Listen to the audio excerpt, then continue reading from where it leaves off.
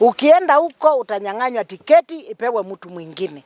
Na ni wanaume na wananyang'anya mama wanapatia mwanaume mwenzao. Hakuna haja ya kuingia vyama kama hizo. I'm a victim ya kunyang'anywa hiyo tiketi. Ipewe mwanaume. Na hiyo niliona haina ukweli, haina uwazi, haiwezi tusaidia. But His Excellency the President, Dr. Samoei Ruto, I salute him. Because yeye ni mtu ambaye anajali wa mama. Yes.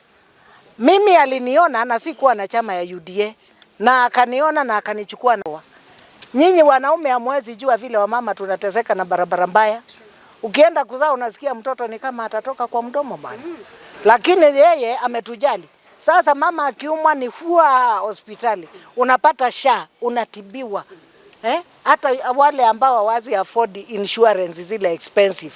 Hizi ndogo zinatujali, zinatutibia. I'm a victim. My brother alilala ICU Kenyatta. Akalipiwa na SHA, akatoka. Nikalipa kitu kidogo na akatoka. Sasa mnasema aje? Hii ni maneno ya siasa, wanasema ati SHA haifanyi. President amefanya kazi mingi sana. Kwani mnataka president awaletee isio kwa nyumba yenu? No.